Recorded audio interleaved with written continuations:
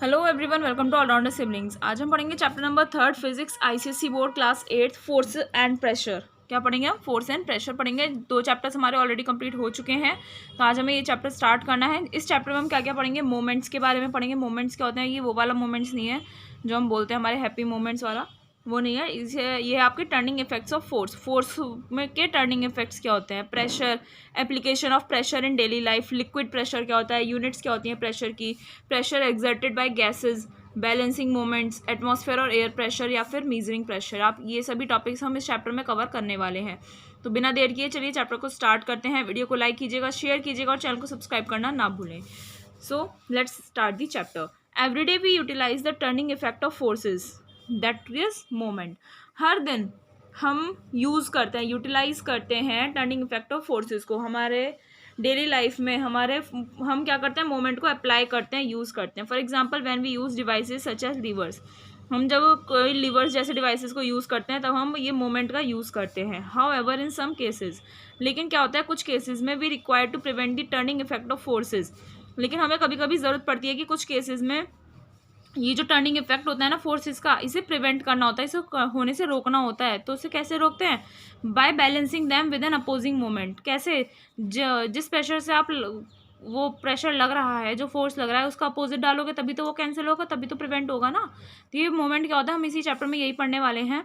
Understanding the principles involved allows us to both utilise and prevent the turning effect of forces. अब हम इस chapter में ये इस इफेक्ट को यूज़ करने के, इससे बचने के क्या प्रिंसिपल्स होते हैं, यही सब हम समझेंगे, तभी हम उन चीज़ों से बच सकते हैं। तो हम यही पढ़ेंगे कि मोमेंट्स क्या होता है, टर्निंग इफेक्ट्स ऑफ फोर्स क्या होता है। The turning effect of a force around a fixed point, a pivot, is called moment. क्या? एक फिक्स्ड पॉइंट है कोई, जिसे आप पाइवट बोल रहे हो। क्या बोल रहे हो आप? पाइवट बोल रहे हो। इसके चारों तरफ जो टर्निंग इफेक्ट होता है फोर्स का, जिस फोर्स से कोई भी चीज़ टर्न कर रही है, उसको हम मोमेंट बोलते हैं। For example a door opening around a fixed हाइंज। क्या? एक डोर है तो उसके, आपने देखा होगा डोर ओपन करते हो या क्लोज करते हो तो हाइंज होता है ना उसका, यहाँ पर गेट पे। तो उस हाइंज, ये इसका फिक्स्ड पॉइंट हो गया, एक पाइवट हो गया जिसके अराउंड डोर ओपन होता रहता है। और a spanner turning around a fixed nut, fixed nut के चारों तरफ जो स्पैनर टर्न करता है, ये सभी उसके एग्जाम्पल्स हो गए। ठीक है। Size of a moment depends on 2 factors. Moment का जो साइज होता है वो 2 फैक्टर्स पे डिपेंड करता है। The size of the force applied, कितना फोर्स आपने अप्लाई किया है, and the perpendicular distance from the pivot to the line of action of the force. और दूसरा फैक्टर क्या होता है आपका? Perpendicular distance from the pivot. ये जैसे आपका पाइवट है तो इस पर परपेंडिकुलर डिस्टेंस, ठीक है, पाइवट से परपेंडिकुलर डिस्टेंस कहाँ की? To the line of action of the force, जहाँ से फोर्स पड़ रहा है वहाँ से परपेंडिकुलर। ठीक है, ये 2 चीज़ों पर डिपेंड करता है किसी भी मोमेंट का साइज। दिस एक्सप्लेन्स वाई, इसकी वजह से हमें ये एक्सप्लेनेशन मिलती है, why less force is needed to open a door by pushing at the side farthest from the hinge than at the side closest to the hinge. क्या बोल रहा है? इसी मोमेंट की वजह से ही क्या होता है, जब आप डोर को ओपन करते हो, ठीक है, तो आप अगर वो जो हाइंज है उससे दूर से प्रेशर लगाओगे तो आपको कम फोर्स लगाना पड़ेगा। बट हाइंज के बिल्कुल पास से अगर आप प्रेशर लगाओगे डोर को ओपन करने के लिए तो आपको ज़्यादा प्रेशर लगाना पड़ेगा। आई होप आपको समझ में आया है। जैसे मान लीजिए आपका गेट है एक, ठीक है, तो ये यहाँ पर हाइंजेस लगे रहते हैं ना इसके, तो आपको अगर ओपन करना है गेट, ठीक है, आपको गेट ओपन करना है तो आप क्या करेंगे? आप यहीं से तो ओपन करेंगे तो आपको कम फोर्स लगाना पड़ेगा। बट अगर आप बिल्कुल यहाँ से ओपन करने की कोशिश करेंगे गेट को, यहाँ से आप पुश कर रहे हो, फोर्स लगा रहे हो, पीछे की तरफ गेट को खोलने की कोशिश कर रहे हो, तो यहाँ पर आपको ज़्यादा प्रेशर लगाना पड़ेगा। तो ये डिस्टेंस हो गई ना हाइंज से, पाइवट जो हो गया, ये इसके पाइवट्स हो गए, फिक्स पॉइंट है ना ये इसका। गेट इसी के आसपास तो खुलता है, ऐसा तो नहीं कभी इधर भाग रहा है कभी उधर भाग रहा है, ऐसा नहीं है ना। तो ये इसी चीज़ पर डिपेंड करता है कि ये जो परपेंडिकुलर डिस्टेंस है ये कितना है to the line of force. Force आपका यहाँ पर लगा रहे हो, यहाँ पर लगा रहे हो, इस चीज़ पर डिपेंड करता है ये मोमेंट। आई होप आपको एग्जांपल समझ में आ गया है। To push at the hinge side of the door requires more force to be exerted because the distance is smaller. अब अगर आप फोर्स जो है आप इस साइड अप्लाई कर रहे हो, ठीक है, हाइंड साइड पे आप प्रेशर कर लगा रहे हो, पुश कर रहे हो डोर को ओपन करने के लिए, तो आपको ज़्यादा फोर्स लगाना पड़ेगा। ठीक है, ज़्यादा फोर्स एक्सर्ट करना पड़ेगा।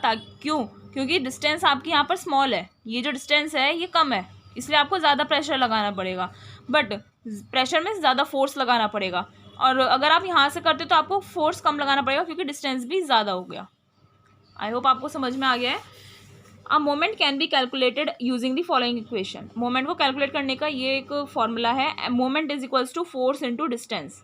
क्या? Moment is equals to force into distance, where M is equals to moment of the force in newton metres. Moment जो लिखते हो आप न्यूटन मीटर्स में लिखते हो। न्यूटन मीटर में कैसे लिखते हो? फोर्स, इसकी एसआई यूनिट होती है न्यूटन, और डिस्टेंस हो गया मीटर में, तो न्यूटन मीटर आ गया। ठीक है, एफ क्या हो गया? Force in Newton's. डी हो गया आपका perpendicular distance from the line of action of the force to the pivot in metres. अब इसके ऊपर बेस्ड एक एग्जांपल देखते हैं। Spanner is use to undo a nut. Nuts को खोलने के लिए एक स्पैनर आता है, उसका यूज़ किया गया है। अ फोर्स ऑफ 35 न्यूटन, 35 न्यूटन का फोर्स अप्लाई किया गया है स्पैनर के एंड पर। जैसे ये आपका इस टाइप का कुछ स्पैनर होता है ना, ऐसे करके जो सीजर के टाइप का स्पैनर होता है ना, तो ये यहाँ पर नट रखते हैं, तो आपने एंड पॉइंट पर उस पर प्रेशर लगाया ओपन करने के लिए नट को, जो नट के सेंटर से 10 सेंटीमीटर अवे है। ठीक है, ये 10 सेंटीमीटर गैप हो गया, और फोर्स कितना लगाया आपने? 35 न्यूटन का लगाया। ये जो गैप है परपेंडिकुलर पड़ रहा है to the line of action, क्योंकि आप फोर्स यहाँ पर लगा रहे हैं और ये परपेंडिकुलर हो गया। तो calculate the moment when the spanner is horizontal. जब स्पैनर आपका हॉरिजॉन्टल हो जाएगा तो आपको मोमेंट कैलकुलेट करना है। अब मोमेंट के आपको क्या बताई थी अभी? न्यूटन मीटर बताई थी, ये आपको सेंटीमीटर में दिया हुआ है। तो सबसे पहले आप इस सेंटीमीटर को मीटर में कन्वर्ट कर लेंगे। ठीक है, 10 को आप 100 से डिवाइड कर देंगे तो 0.10 मीटर आ जाएगा। 100 से क्यों डिवाइड करेंगे, आई होप आप सभी को पता है। तो मोमेंट का फॉर्मूला होता है आपका फोर्स इंटू परपेंडिकुलर डिस्टेंस। सो मोमेंट क्या आ जाएगा? 35 जो आपका फोर्स था, और डिस्टेंस कितना है आपका? 0.10, तो आपका मोमेंट आ गया 3.5 न्यूटन मीटर। आई होप आपको ये टॉपिक समझ में आ गया है मोमेंट्स का। अब हम पढ़ते हैं बैलेंसिंग मोमेंट्स। मोमेंट्स को बैलेंस कैसे करते हैं? Where an object is not turning around a pivot, जहाँ पर एक को कोई भी जो ऑब्जेक्ट है आपका वो पाइवट के चारों तरफ टर्न नहीं कर रहा है, घूम नहीं रहा है, the total clockwise moment must be exactly balanced by the total anti clockwise moment. जो टोटल क्लॉकवाइज मोमेंट आएगा, जो क्लॉकवाइज यानी कि जो क्लॉक की तरह घूमेगा, ये जो क्लॉकवाइज मोमेंट आएगा वो टोटल एंटी क्लॉकवाइज मोमेंट के क्या होगा? एग्जैक्टली बैलेंस कर जाएगा। कब करेगा? जब ऑब्जेक्ट आपका टर्न नहीं कर रहा है एक फिक्स पॉइंट पर। We say that opposing moments are balanced. Opposing moments आपके कैंसिल हो गए। टोटल क्लॉकवाइज वाले ने क्या किया? इस एंटी क्लॉकवाइज वाले को बैलेंस कर दिया। Sum of the clockwise moments is equals to sum of the anti clockwise moment. See saw का एग्जाम्पल हम यहाँ पर देखते हैं। See saw has a pivot in the middle. See saw देखा है ना स्कूल में, आपके झूले जो होते हैं वहाँ पर सी सॉ होता है। तो क्या होता है वहाँ पर? कुछ इस टाइप का होता है ना, एक पर्सन यहाँ बैठता है, एक पर्सन यहाँ पे बैठता है, तो ये जो बीच में लगा होता है, मिडल होता है, ये पाइवट होता है सी सॉ का। The person on the right, जो राइट में पर्सन होगा, ये राइट में, ये लेफ्ट में है, तो राइट वाला एक फोर्स लगाएगा नीचे की तरफ। जब नीचे की तरफ लगाएगा तो इससे क्लॉकवाइज मोमेंट हुआ, देख रहे हो ना, ऐसे क्लॉकवाइज मोमेंट होगा। और जो लेफ्ट वाला होगा वो फोर्स नीचे की तरफ लगाएगा तो उसकी वजह से एंटी क्लॉकवाइज मोमेंट होगा। ये लगाएगा तो इधर क्लॉकवाइज हो रहा है, और ये लगाएगा तो इधर क्या हो रहा है? ये एंटी क्लॉकवाइज हो गया। ठीक है, if the persons have identical weights. अब सपोज कीजिए इन दोनों का क्या है? सेम वेट है, ये जो दोनों पर्सनस बैठे हैं इनका सेम वेट है, and sit same distance from the pivot, और दोनों सेम दूरी पर ही बैठे हैं पाइवट से। ये भी 5 मीटर की मान लो और ये भी 5 मीटर की मान लो। ठीक, तो सीसो आपका बैलेंस्ड आएगा, यानी कि सीधा आएगा, कोई ऊपर नहीं होगा ना कोई नीचे होगा। Because the total clockwise moment, क्योंकि जो टोटल क्लॉकवाइज मोमेंट होगा वो टोटल एंटी क्लॉकवाइज मोमेंट को क्या कर देगा? बैलेंस कर देगा। The seesaw can still be made to balance even if the persons are of different weights. यहाँ तो हमने बात करी थी जब दोनों पर्सन्स का वेट क्या है? सेम है। अगर मान लीजिए आप जो दोनों पर्सन्स है उनका वेट डिफरेंट है, ज़रूरी तो नहीं सेम हो, अगर मान लीजिए उनका वेट डिफरेंट है तब भी आप उसे बैलेंस कर सकते हो। तो कैसे करोगे? टू डू दिस, उस सीसो को बैलेंस करने के लिए the person with the more weight must sit closer to the pivot. जिस पर्सन का वेट ज़्यादा है, ठीक है, 2 पर्सन बैठे हैं, मान लीजिए इस राइट वाले का वेट ज़्यादा है तो इसे थोड़ा सा पाइवट के करीब ले जाओ। पहले तो दोनों इक्वल डिस्टेंस पे बैठे थे, अब दोनों मान लीजिए दोनों का वेट ज़्यादा है, मतलब अलग अलग है, सॉरी डिफरेंट है, तो जिसका वेट ज़्यादा है वो उसे थोड़ा सा पाइवट के पास को बिठा दीजिए। तो इससे क्या होगा? जो साइज़ होगा मोमेंट का वो रिड्यूस हो जाएगा और अपोजिट मोमेंट्स जो होंगे वो आपके फिर से बैलेंस हो जाएंगे। आई होप आपको सीसो का भी एग्जाम्पल समझ में आ गया है। अब हम क्रेन्स के बारे में देखते हैं। जो कंस्ट्रक्शन क्रेन्स होती है ना, जो भारी भारी हैवी लोड उठाती हैं। So construction cranes lift heavy building materials using a horizontal arm called a jib. जो कंस्ट्रक्शन क्रेन्स होती हैं वो हैवी बिल्डिंग मटेरियल को उठाती हैं, ठीक है, और एक हॉरिजॉन्टल आर्म को यूज़ करके, इसकी हॉरिजॉन्टल आर्म हो गई, इसे हम जिब बोलते हैं। कंस्ट्रक्शन जो क्रेन होती है उसमें इसे जिब बोलते हैं, जो हॉरिजॉन्टल आर्म होती है और हैवी बिल्डिंग मटेरियल को उठाने का काम करती है। To prevent the crane toppling over, crane को गिरने से बचाने के लिए concrete blocks are suspended at the other end of the jib. क्या? जिब के दूसरी साइड कॉन्क्रीट ब्लॉक्स को सस्पेंड किया जाता है, रखा जाता है, ठीक है। कंक्रीट के जो ब्लॉक्स होते हैं, पत्थर होते हैं, उन्हें सस्पेंड कर दिया जाता है जिब के दूसरे एंड पर। They act as a counterweight to create a moment that opposes the moment due to the load. तो इससे क्या होगा, वो काउंटर वेट कर देंगे, यानी कि अपोजिट मोमेंट बना देंगे बैलेंस करने के लिए, ठीक है, ताकि क्योंकि इधर लोड पड़ेगा तो यहाँ से उठने का डर रहता है ना कि वो कहीं दिक्कत ना आ जाए, तो उसे बैलेंस करने के लिए यहाँ पर इसके दूसरी साइड कॉन्क्रीट ब्लॉक्स को सस्पेंड कर दिया जाता है। थर्ड एग्जांपल है लिवर्स का। A lever is a simple machine. Lever क्या होती है? सबसे पहले ये सिंपल मशीन होती है जो which makes work easier to do, जिसकी वजह से काम आसान हो जाता है।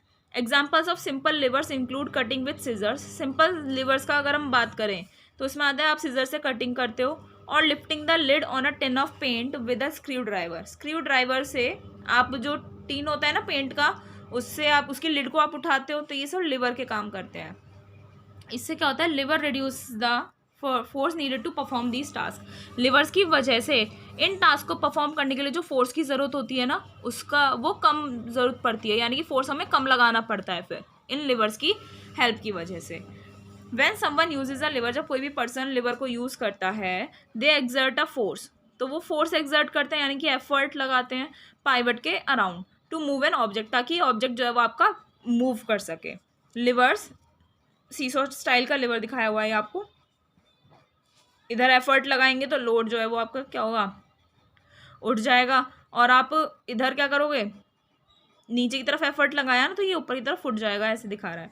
Levers rely on the principle of moments to act as force multipliers. Levers जो होते हैं वो प्रिंसिपल ऑफ मोमेंट्स पर काम करते हैं, और ताकि वो फोर्स मल्टीप्लायर्स का काम कर सकें। फोर्स मल्टीप्लाई ही तो कर देते हैं, वो फोर्स को डबल कर देते हैं ताकि दूसरे पर प्रेशर ना पड़े। They reduce the effort needed to move the load by increasing the distance over which it is acting. तो लिवर्स क्या करते हैं, वो फोर्स को जो एफर्ट आप लगाते हो उसे रिड्यूस कर देते हैं। कौन सा एफर्ट? जो आपको ज़रूरत पड़ती है उस लोड को मूव करने के लिए। तो कैसे कर देते हैं, जिस एफर्ट से वो आप काम कर रहा है ना उसके बीच का डिस्टेंस इंक्रीज करके। This means a relatively small effort has a much greater effect. छोटा सा ही एफर्ट आपको थोड़ा ही प्रेशर लगाना पड़ेगा और उससे बहुत बड़ा इफेक्ट आपको देखने को मिलता है सीसॉ स्टाइल का जो लिवर होता है उसमें। अब हम पढ़ते हैं हैमर के बारे में। ये आपके एग्जाम्पल्स चल रहे हैं बैलेंसिंग मोमेंट्स के, तो अब द हैमर का एग्जाम्पल पढ़ते हैं। A hammer can be use to pull out a nail from a piece of wood. Hammer का आप यूज़ कर सकते हो, मान लीजिए एक वुड का पीस है, उस पर एक कील जो है वो अटक गई है, ठीक है, आपको उसे निकालना है तो आप हैमर का यूज़ कर सकते हो। तो इसमें क्या है, लोड फोर्स इज 50 न्यूटन। यहाँ पर लोड फोर्स जो है वो आपको 50 न्यूटन दिखाया हुआ है, ठीक है, जो लोड लग रहा है।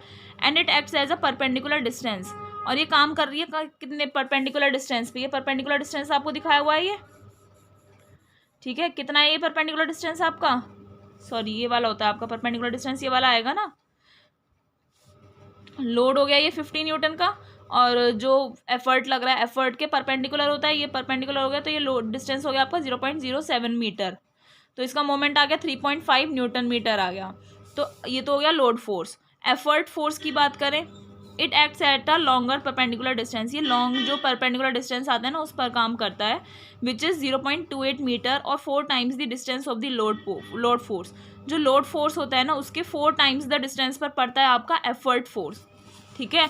यहाँ से तो ये तो लोड पड़ रहा है और इधर से आप एफर्ट लगा रहे हो, तो ये आपका यहाँ पर एफर्ट फोर्स लगेगा।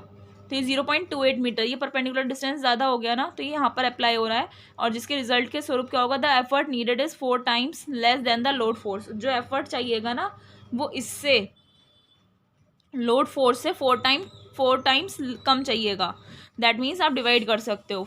यहाँ पर 50 न्यूटन लग रहा था, फिर आपने इसे 4 से डिवाइड कर दिया, क्योंकि 4 टाइम्स का डिफरेंस होता है यहाँ पर, तो 12.5 न्यूटन आ गया। Note that the moment of the effort is 12.5 into 0.28। जो मोमेंट होगा पूरे एफर्ट का टोटल की अगर हम बात करते हैं तो 3.5 होगा। कैसे होगा? 12.5 इंटू 0.28 का मल्टीप्लाई करके। ओके, ये 2.8 आपका 0.28 परपेंडिकुलर हो गया, 12.5 आपका एफर्ट लग रहा है, फोर्स लग रहा है, तो इन दोनों की मल्टीप्लाई करके मोमेंट आ जाएगा पूरे एफर्ट का is the same as the moment of the load. Load वाले मोमेंट के बराबर ही होगा ये आपका। ये भी 3.5 आ रहा है और ये भी 3.45 आ रहा है लोड फोर्स का भी, है ना, तो ये दोनों बैलेंस हो गए। In this case effort force of 12.5 newton is sufficient to pull against the load force of 50 newton making it relatively easy to pull the nail out. क्या बोल रहा है? इस केस में एक एफर्ट फोर्स 12.5 न्यूटन का चाहिए होता है और वो काफ़ी है। किस लिए काफ़ी है? To pull against the load force of 50 newton. जो 50 न्यूटन का लोड फोर्स है ना, उसके अगेंस्ट उसे पुल करने के लिए, क्योंकि आपको स्कील को पुल करना है अपनी तरफ तो अपोजिट फोर्स लग जाएगा, तो इजीली आप वो नेल निकल सकता है। अब हमारा टॉपिक आता है, हमने मोमेंट्स के बारे में पढ़ लिया, फोर्स के बारे में पढ़ लिया थोड़ा सा, अब हम पढ़ेंगे प्रेशर के बारे में। You have already studied about force. Force के बारे में आपने पहले से पढ़ा हुआ है। When ever a force is applied, जब भी आप एक फोर्स को अप्लाई करते हो, देयर इज एन इम्पैक्ट, एक इम्पैक्ट पड़ता है, एक इफेक्ट पड़ता है उस फोर्स का। ये जो इफेक्ट होता है that the force produces on an object, जो इफेक्ट लगता है आपके किस पे? उस ऑब्जेक्ट पे। कौन लगाता है? फोर्स लगाता है। तो ये जो आपका इफेक्ट है ये दो फैक्टर्स पे डिपेंड करता है। पहला होता है आपका, कौन सा इफेक्ट कह रहे हो? जब आप फोर्स अप्लाई करते हैं तो एक इफेक्ट पड़ेगा, उस फोर्स का इफेक्ट पड़ रहा है। ये इफेक्ट किस चीज़ पर पड़ता है? उस ऑब्जेक्ट पे पड़ता है। ये जो फोर्स होगा ये डिपेंड करता है दो फैक्टर्स पे। पहला है the amount of force applied on the object, आपने उस ऑब्जेक्ट पे कितना फोर्स अप्लाई किया है। ठीक है, जितना ज़्यादा फोर्स अप्लाई करोगे उतना ज़्यादा इम्पैक्ट आपको देखने को मिलेगा। The area over which the force is applied, और कितने एरिया पर आपने उस फोर्स को अप्लाई किया है। If the force is applied on a greater area, अगर बड़े एरिया पर अप्लाई किया है तो इम्पैक्ट उस पर कम पड़ेगा, और स्मॉल एरिया पे अप्लाई किया है तो इम्पैक्ट उस पर ज़्यादा पड़ेगा। ठीक है, ये इन्वर्सली प्रोपोर्शनल है और ये आपका डायरेक्टली प्रोपोर्शनल है। The effect of force acting on a surface gives the concept of pressure, जो इफेक्ट होता है फोर्स का जो किसी भी सरफेस पर काम कर रहा होता है वो प्रेशर के कंसेप्ट पे डिपेंड करता है। Effect of force depends on pressure. Pressure is defined as, pressure क्या होता है आपका? Force per unit area. Per unit area में आपने कितना फोर्स अप्लाई किया उसी को हम प्रेशर बोलते हैं, यानी कि pressure is equals to force divided by area. इस इक्वेशन से ये क्लियर हो गया, greater the force greater is the pressure, यानी कि आपने फोर्स ज़्यादा लगाया तो उतना ही ज़्यादा प्रेशर होगा। ठीक है, सो प्रेशर जो होगा वो आपके डायरेक्टली प्रोपोर्शनल हो गया फोर्स के। ठीक है, आई होप आपको डायरेक्टली प्रोपोर्शनल और इनडायरेक्टली प्रोपोर्शनल भी पता है। डायरेक्टली का मीनिंग होता है एक चीज़ बढ़ेगी तो दूसरी भी बढ़ेगी, और जबकि दूसरा फैक्टर क्या है इसमें? Greater the area on which force is applied, जितना बड़ा ज़्यादा एरिया होगा प्रेशर उतना कम लगेगा। ठीक है, greater the area on which force is applied, वो एरिया जिस पर फोर्स अप्लाई किया गया है वो जितना ज़्यादा एरिया होगा ना प्रेशर उतना कम होगा। आई होप आपको प्रेशर भी समझ में आ गया है। अब हम एक एक्टिविटी देख लेते हैं जल्दी से। Take a knife with one sharp edge and one blunt edge, एक नाइफ लेना है जिसकी एक साइड तो शार्प है और एक साइड ब्लंट है। ओके, टेक अ पम्पकिन, एक पम्पकिन लीजिए and try to cut it with both the edges of the knife, और उस पम्पकिन को आप दो नाइफ के दोनों एजेस से, यानी कि जो शार्प साइड है और जो ब्लंट साइड है ना, दोनों तरफ से आप क्या कीजिए? कट करने की कोशिश कीजिए, तो आप इजीली शार्प एज वाले से काम कर पाओगे। ठीक है, ब्लंट एज वाला कम काम करेगा, बिकॉज शार्प एज का स्मॉल सरफेस एरिया हो गया कांटेक्ट का, जबकि जो ब्लंट वाला है यानी कि वो थोड़ा क्या हो गया? घिस गया है, वो शार्पनी जो आपका नाइफ है ब्लंट साइड से वो थोड़ा घिस गया है, तो वो काम नहीं करेगा, उसका सरफेस एरिया थोड़ा सा इंक्रीज हो गया है तो वो काम नहीं कर पाएगा, क्योंकि सरफेस एरिया इंक्रीज हो गया तो प्रेशर क्या होगा? कम लगेगा उस पर, इसीलिए। So the pressure is inversely proportional to the surface area on which pressure is applied, इसलिए जो प्रेशर होता है आपका वो इन्वर्सली प्रोपोर्शनल होता है टू दी सरफेस एरिया। ठीक है, यानी कि अगर आपने एरिया बढ़ा दिया तो प्रेशर कम लगेगा, और आपने एरिया अगर घटा दिया तो प्रेशर ज़्यादा लगेगा। नेक्स्ट एक्टिविटी देखते हैं। टेक 2 आयरन नेल्स, दो लोहे की जो कील होती है ना वो लीजिए। वन विथ पॉइंटेड एंड, एक कील तो आपकी ऐसी होनी चाहिए जिसका पॉइंटेड एंड हो। ठीक है, और दूसरी होनी चाहिए जिसका ब्रॉड ब्लंट एंड हो। ठीक है, यानी कि घिसी हुई हो। Now hammer these 2 nails into a wooden object, अब इन दोनों कीलों को आप एक वुडन ऑब्जेक्ट में क्या करना है? आपको हैमर करना है। ठीक है, इस तरीके से। तो आप क्या देखेंगे कि जो पॉइंटेड टिप वाली नेल है वो आसानी से चली गई उसमें। क्यों चली गई? Because for a pointed nail, क्योंकि पॉइंटेड नेल के लिए सरफेस एरिया उसका कम हो गया, जिससे उसे काम करना है जिस पर, ठीक है। जैसा आपका ये है, तो अगर पॉइंटेड कील होगी तो इतने से एरिया पर ही तो काम करेगी, जो ब्लंट वाली उसका एरिया इंक्रीज हो जाएगा। तो स्मॉल सरफेस एरिया होगा तो प्रेशर उसे ज़्यादा लगाना पड़ेगा। अब हम पढ़ते हैं यूनिट्स ऑफ प्रेशर। जो एसआई यूनिट होती है प्रेशर की वो होती है आपकी पास्कल, जिसे आप शॉर्ट में पी ए लिखते हैं, ठीक है। कभी भी स्मॉल पी और ए ऐसे नहीं लिखना है आपको, इसी तरीके से लिखना होता है।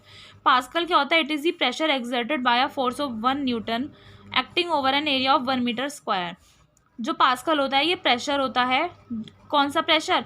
विच is exerted by a force of 1 newton, जो 1 न्यूटन के फोर्स के द्वारा अप्लाई किया जाता है on 1 metre square area. So SI unit क्या बन जाती है प्रेशर की? Newton per square metre, newton per metre square, या फिर आप पास्कल भी बोल सकते हो। तो 1 पास्कल में 1 न्यूटन पर मीटर स्क्वायर होते हैं।